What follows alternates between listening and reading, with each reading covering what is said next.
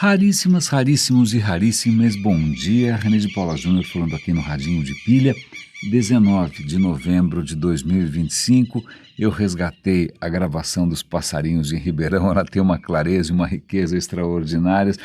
Em breve a gente volta a usar as nossas gravações locais, elas pelo menos são um pouco mais, digamos, honestas. Eu não estou aqui querendo fazer bonito com algo que não faz parte necessariamente do meu dia a dia. Mas o eixo do episódio de hoje é um eixo, como hei de dizer assim, é um eixo um pouco quase que imaterial, né? É um eixo quase que impalpável, é um eixo muito, como hei de dizer, volátil. O eixo vai ser uma palavra inventada há 5.000 anos pelos sumérios, que eu não sei se é assim que pronuncia, mas a palavra é Lil. Há 5.000 anos, sumérios inventaram uma palavra para o vento. É isso, para o vento. E, bom, a questão é que, veja, palavras para as coisas existem faz muito tempo. Claro que os sumérios foram os primeiros que a gente tem notícia a registrarem com cuneiformes, fazer um tipo de escrita. Então a gente tem acesso às palavras, né? A gente tem uma profusão de documentos daquela época, são aquelas plaquinhas de cerâmica que foram muito bem preservadas. E tinha palavra para tudo quanto é coisa, palavra para chuva, palavra para água, palavra até para neve, embora a neve não fosse muito comum naquela região. Mas essas coisas todas, você vê, são coisas visíveis, são coisas inclusive palpáveis. Você pode encher o bolso de neve, não por muito tempo, sobretudo na Mesopotâmia, né? Mas vento você não vê. Vento você vê os efeitos. E é muito interessante essa história, porque isso eu descobri num artigo delicioso da revista Big Think. Eu vou dar o link aqui para vocês. Né? Eu achei esse artigo magnífico, porque é um mergulho em visões de mundo, em culturas que a gente só sente o cheiro depois de tanto tempo, né? E a gente consegue inclusive ver como é que isso vai se desdobrando, né? E de repente essa palavra para alguma coisa impalpável, invisível, inclusive inexplicável. Como é que você explica o vento? Será que são deuses soprando? Só ver mapas antigos, documentos antigos, né? Quando você tem os pontos cardeais, você tem lá Zéfiro, seja lá quem for, alguém soprando de algum lugar, não é? Ou então é a asa da fênix batendo, isso é na China, não é? Mas isso vai se espalhando e em pouco tempo a palavra vento acaba sendo de uso cotidiano e a gente nem pensa muito a respeito. O que é muito interessante é que no Egito, os hieróglifos, alguns deles representam sons, alguns deles representam imagens, né, ou noções, mas o hieróglifo para vento, como é que você faz um símbolo para o vento? O símbolo para o vento é uma vela de barco inflada. Vale lembrar aqui que é muito interessante porque os ventos, os sumérios usam 4 palavras, uma palavra genérica, que é Lil, e 4 palavras, uma para cada direção do vento. É como se fosse realmente literalmente uma rosa dos ventos, né? Mas se bem que não coincide com o norte-sul, leste-oeste magnético que vai ser usado depois. Né? Se você pegar essa rosa dos ventos suméria, ela está inclinada a 45 graus. Né? E curiosamente coincide com a própria orientação do crescente fértil, aquela região toda entre o Tigre e o Eufrates.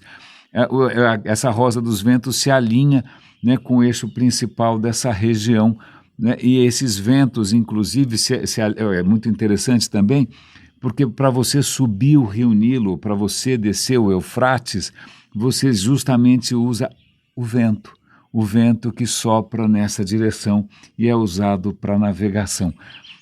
Eu tenho um aspecto aqui que eu acho que eu vou introduzir antes de continuar nessa viagem um pouco aérea, que é uma conclusão que eu estou chegando faz algum tempo já, que não é muito simples de processar, mas que é a seguinte: eu, ao longo desses últimos anos, vocês têm acompanhado, eu tenho aprendido muitas coisas, explorado muitas coisas, feito conexões aqui e ali, juntado Lé com Cré e tal, e pelo menos para mim, na minha cabeça, no meu coração, eu estou conseguindo construir ou pelo menos perceber uma conexão e uma visão de mundo que não interessa praticamente a ninguém, aparentemente, né? Não é pelo fato da gente estar entendendo como que algumas intuições filosóficas antigas, algumas descobertas da física recente, da ciência, como todas elas, ou mesmo da nossa percepção humana, como elas passam a fazer sentido e tudo se encaixa, mas não quer dizer que isso seja mais interessante do que saber se você é de Virgem ou se você é de Libra ou de Sagitário, não é que seja menos interessante. Aliás, um raríssimo me mandou recentemente o perfil de literalmente um guru no LinkedIn, que ele está misturando física moderna com o conhecimento de vidas passadas, e ele inclusive diz que a sua história começa há 6.000 anos, em algum momento na antiguidade, através de diversas reencarnações, e ele pode ajudar você a encontrar o seu propósito de vida através do entendimento de vidas passadas, o que eu obviamente penso em internação psiquiátrica, mas tudo bem, não, mas essas histórias certamente sempre vão ser mais interessantes, histórias que envolvem, sei lá, coisas metafísicas, esotéricas, não é? Divindades das mais diferentes categorias, não é? Isso tudo sempre vai ser, não tem concorrência possível. Eu não consigo enxergar alguém me chamando para palestrar a respeito das conclusões que a gente tira aqui. Inclusive, ninguém vai me chamar para fazer os questionamentos éticos que a gente faz aqui, porque ninguém patrocina isso. Né? Então, eu estou agora de manhã, nessa manhã aqui, tentando fazer as pazes com tudo isso, né, com essas conclusões que não são muito fáceis, né? É difícil você assumir ou você digerir a ideia de que você finalmente descobriu um caminho que parece bastante promissor, mas que não interessa praticamente a ninguém porque os outros são um pouco mais divertidos, não é? Mas talvez o que seja uma saída aqui, já que racionalmente isso não é interessante, quem sabe do ponto de vista estético, quem sabe a gente consegue, com essas ideias ou com essa visão, produzir algum tipo de beleza diferente, algum tipo de beleza que, quem sabe, fale ao coração dos outros. Né? Eu me lembro de muitas canções do Caetano Veloso que você percebe ali nas entrelinhas uma filosofia, talvez ali deleuziana, uma filosofia ali, vários pensamentos, mas que ele conseguiu traduzir aquilo tudo de uma maneira estética, de uma maneira popular, de uma maneira acessível. Então talvez seja esse um caminho. Né, de repente, o que eu estou pensando exatamente, ou o que eu julgo, não seja tão interessante quanto a beleza daquilo que a gente consegue produzir. Então, vamos pegar aqui um sopro que surgiu há 5.000 anos, que é a noção da palavra vento, e a gente vai embarcar aqui numa pequena viagem no tempo. Eu comentei ontem com vocês que eu estava lendo um livro, como é que é o nome do autor? Inclusive, eu dei o link ontem para vocês. Dalrymple, é um nome bastante, Daniel Dalrymple, alguma coisa assim, é um nome um pouco difícil, eu vou dar o link. O livro se chama The Golden Road, A Estrada Dourada.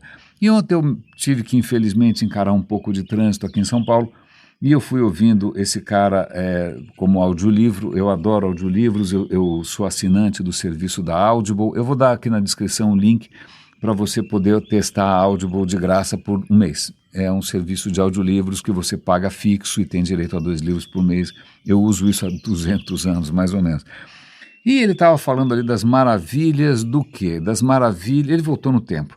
Ele voltou no tempo tentando mostrar que antes mesmo do Império Romano realmente tomar a forma que assumiu, né, numa região do globo que a gente não costuma associar com tanta vitalidade assim, já estava acontecendo coisas absolutamente incríveis. Ele está pensando ali na região do Oceano Índico, na costa leste da África, na costa oriental da África. Ali estavam acontecendo trocas e comércios e ideias e culturas, e não centradas em torno da China, né, mas centradas em torno da Índia. Então ele está puxando a brasa para... Olha, que ele é indiano, pode ser, sei lá. E quando eu percebi que ele estava sendo bastante parcial com relação à Índia e bastante crítico com relação a algumas ideias que a gente já vai discutir, eu fiquei um pouco desconfiado. Falei, será que isso daqui é uma peça de propaganda? Né? E eu fui conversar com o ChatGPT agora, e a conversação que se segue é de uma beleza extraordinária. A questão é a seguinte, vamos lá, um artigo que apareceu aqui perdão, engasguei aqui, logo de manhã caiu aqui no meu colo, era a descoberta de um sítio arqueológico de uma cidade chamada Marmanda, no Cazaquistão, né, que era um centro urbano perdido, né, que agora os caras estão descobrindo que tem restos arqueológicos para tudo quanto é canto, e ela teria sido uma cidade especializada na produção de ferro. Ferro é muito mais difícil de fazer do que bronze, não é? E que ela ajudaria a montar o quebra-cabeça da Rota da Seda. Rota da Seda, eu acho que a gente tem aqui em casa, inclusive, um álbum do Yo-Yo Ma, um CD que se chama A Rota da Seda. Né? Você já deve ter ouvido falar, ainda mais recentemente, porque a China está tentando fazer uma nova Rota da Seda, que eu já esqueci como é que chama, Belt qualquer coisa, Belt Road Initiative, se eu não me engano. É um cinturão, ela está querendo conectar a África e de Deus e o mundo e tal, e ela está chamando a atenção justamente para o legado da Rota da Seda. A Rota da Seda a gente pode pensar em Marco Polo, né, explorando, pode pensar no livro Cidades Invisíveis, do Ítalo Calvino, que é um dos melhores livros que eu já li na minha vida.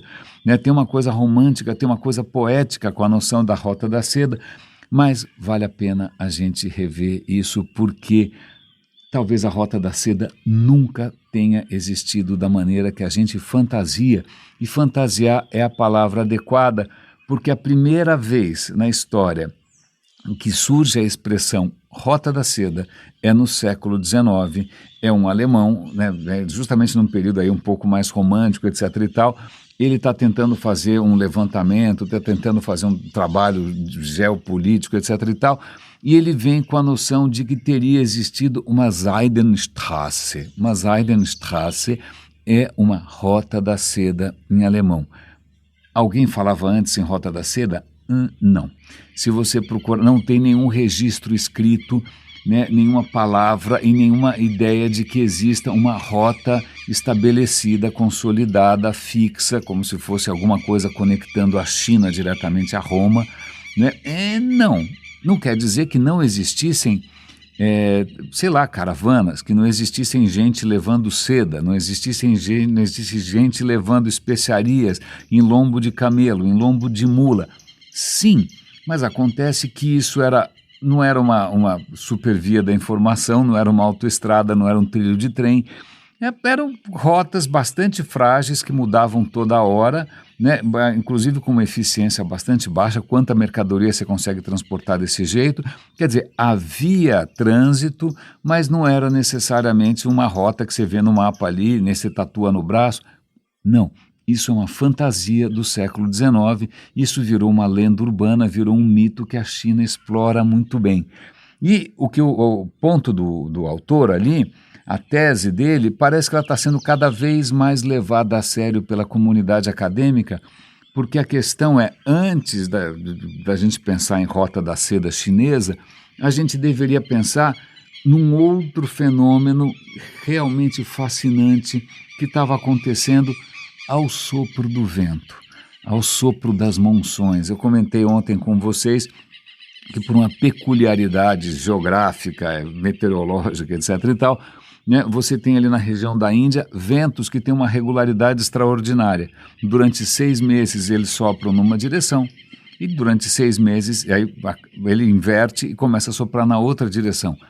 Isso é fundamental porque ele traz um regime de chuvas bastante previsível, né? Isso permite a agricultura, pecuária, um monte de coisa, mas também permite que esse sopro invisível do vento que enche as velas nos ideogramas, nos hieróglifos egípcios, ele leve grandes navios transportando quantidades incríveis de mercadoria. Né? Um navio pode levar dezenas de toneladas de ouro, marfim, pimenta, canela, vai falando, né, tudo isso, algodão egípcio, né, para cima e para baixo, quantidades colossais, portos imensos, é uma escala muitas ordens de grandeza acima de qualquer coisa que um caravançará, uma caravana poderia levar com o sol na cabeça a pé, né, basicamente.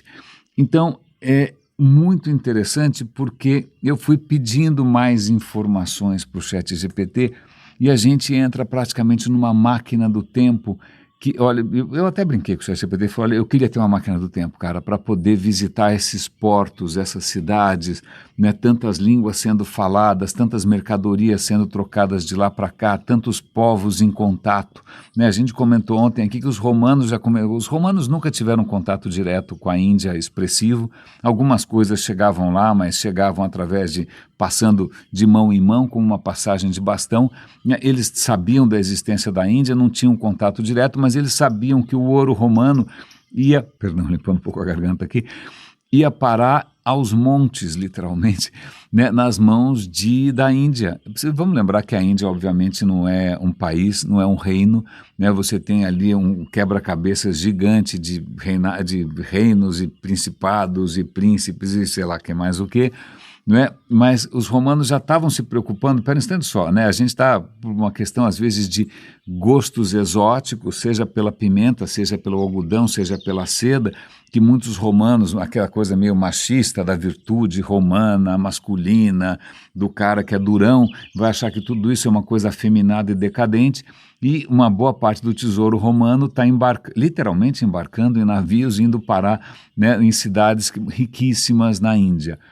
É muito interessante porque isso é um fractal, você pode se enfiar nisso e não voltar nunca mais, em termos de aprofundamento, porque tudo isso começa muito lá atrás, começa milhares de anos antes de Cristo, né? Começa ali na Idade do Bronze, você já tinha esse trânsito todo de barcos de lá. E vale um parêntese aqui, a China demorou muitíssimo para investir na questão naval.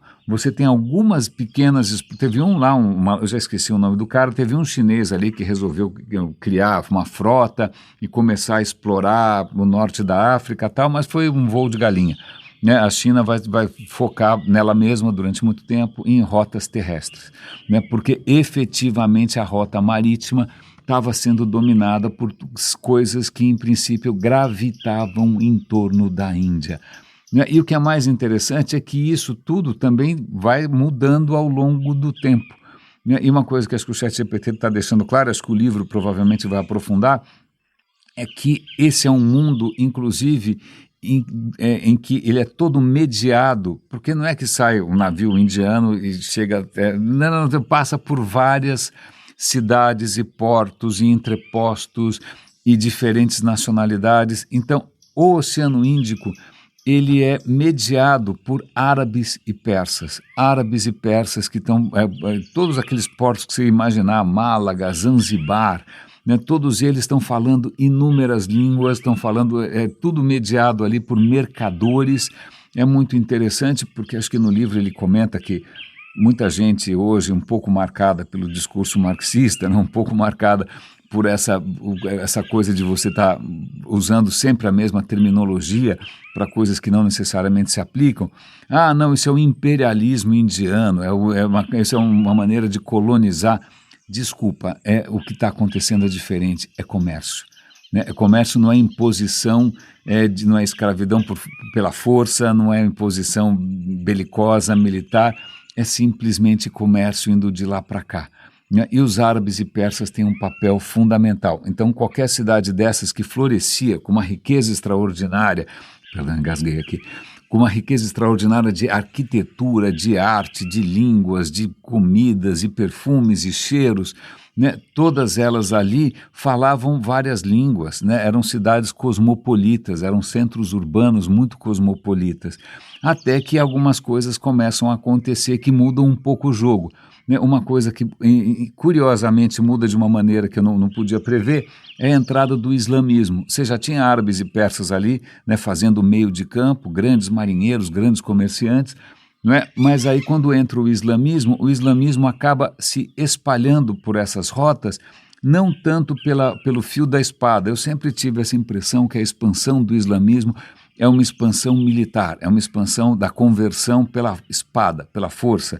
Mas, na verdade, nessas rotas de navegação movimentadíssimas, quando o islamismo aparece, ele é bem recebido porque ele provê vamos chamar um framework, né? Um sistema de contratos. Eu não sabia, mas o islamismo é muito ligado na noção de contratos, então tem contratos, garantias, tem uma língua só, porque o islamismo basicamente fala árabe, então você começa a ter uma língua, a língua franca deixa de ser o tâmil. Tâmil é a língua do sul da Índia. Aliás, eu convido vocês a lerem um pouquinho dessa história no chat GPT ali sobre esse, não é um império, mas dessa preponderância da cultura tâmil no Oceano Índico. É interessante porque eu trabalhei já com uma indiana que é da cultura tâmil, a língua é belíssima, eu adorava ouvir ela, não entendi obviamente nada, claro, né?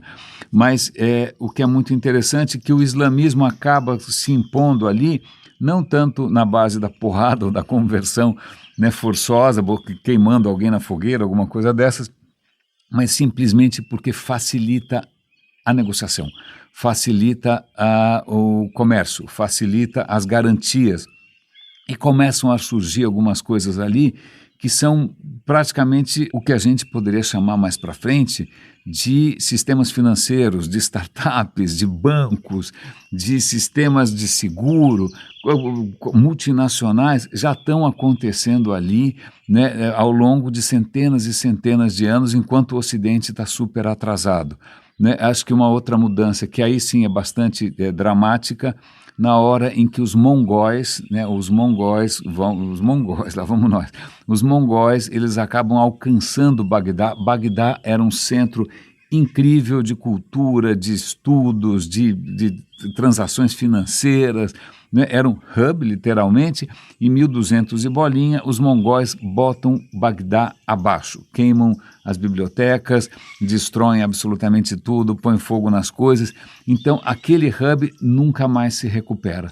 Né? Isso desestabiliza, esse é século XIII, isso desestabiliza completamente aquela região, e aí outras rotas vão ser buscadas, né? Talvez naquele momento ali, até a questão da rota terrestre chinesa começa a ser um pouco mais interessante, mas o que parece ser realmente desastroso é a chegada dos portugueses. Eu não sei que relação, que visão que você tem, né, das conquistas marítimas portuguesas, que a gente, como colonizados aqui, a gente romantiza, né, Vasco da Gama, etc. e tal, mas na verdade esses caras chegaram como bárbaros, barbárie, porque eles queriam dominar isso, que essas rotas, esses acordos, esses contratos, né, todos esses esquemas que já existiam há centenas, há milhares de anos. Eles resolveram, vamos botar tudo abaixo, então vamos impor a nossa força, a nossa vontade pelos canhões. Então vamos bombardear cidades, vamos matar pessoas, vamos queimar todo mundo. Né? Então não foi exatamente assim digamos, uma conquista civilizatória, né? Não foi, estamos trazendo aqui a luz da cristandade. Não, foi pancadaria, né? Foi uma coisa grosseira, foi uma coisa muito violenta, né? E que inclusive proporcionou a Portugal um domínio muito temporário, porque menos de 100 anos depois você tem a Companhia Ocidental das Índias, você tem uma série de concorrências ali, e o auge desse domínio marítimo de Portugal, das especiarias, desses produtos todos que vinham pelo sopro do vento, né, parar na mesa de portugueses um pouco mais afortunados. Isso acaba não durando muito e, infelizmente, deixa um estrago extraordinário. Né? Então, é interessante a gente rever um pouco a nossa própria autoestima como herdeiros de alguma tradição, seja o que for, ou cristã, ou ocidental, porque realmente a gente chegou destruindo tudo e sobrou muito pouca coisa depois, porque a gente veio com uma noção que era bastante estranha, que era essa noção de uma nação se impondo, uma nação, um império. Porque quando você tem o que você tinha antes, não tinha a Índia, não tinha a Arábia, não tinha a Pérsia, né? Você tinha um caleidoscópio de interesses e forças muito rico, muito pujante, né? Muito cosmopolita, muito vibrante. E dali que vieram, por essas rotas todas ao sopro do vento, vieram noções como os números, né? Os números que a gente usa hoje. Felizmente a gente não faz conta mais em algarismos romanos, graças aos céus, ou graças ao vento, né? Mas a gente usa o indo-arábico, usa o sistema, e arábico, de arábico não tem nada. A gente só chamava de arábico, os numerais arábicos, porque a gente entrou em contato com eles através do mundo árabe, mas na verdade é uma invenção indiana, é uma invenção hindu. Plim, plim, graças ao milagre da edição, você foi poupado de um festival de tentativas não muito bem sucedidas de tentar limpar minha garganta, né? Isso se deve provavelmente ao Lil, né? Esses movimentos um pouco invisíveis, né? De massas de ar, porque a gente estava em Ribeirão, que é mais quente que o normal, e aí a gente acaba alternando entre o ar muito frio do ar-condicionado e o ar muito quente da rua, o que para mim é meio desnecessário, porque eu não percebo temperatura tão bem assim, até 30 e poucos graus, tanto faz, mas nessa história de ficar circulando de lá para cá, entre sopros em temperaturas diferentes, eu acho que minha garganta acabou se ressentindo.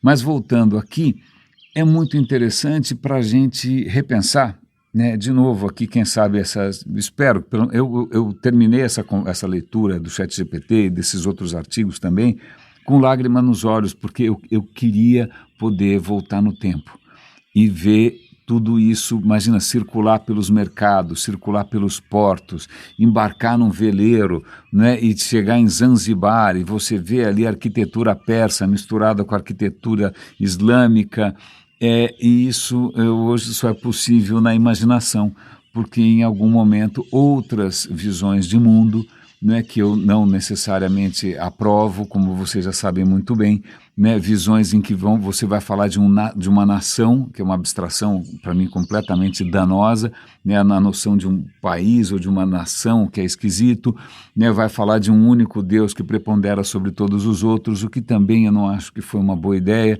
né? Então, vejam, o que essas visões trouxeram foi um empobrecimento da experiência humana, um empobrecimento da riqueza, das possibilidades, né, que uma vida realmente plural pode trazer, não é? Mas eu estou aqui, quem sabe, eu acho que eu vou desencanar um pouco de tentar compartilhar ou demonstrar racionalmente por que alguns tipos de pensamento, de alguns tipos de existência são mais justos e mais ricos e menos empobrecedores e menos tristes do que outros.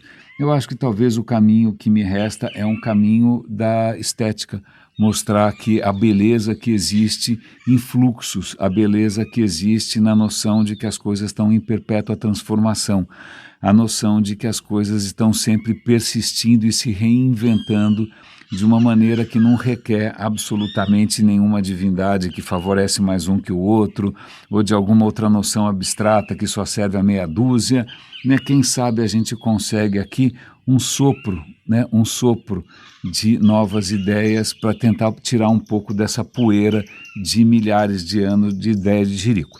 Mas raríssimas, raríssimos e raríssimos. Espero que esse episódio bastante temático tenha valido a pena.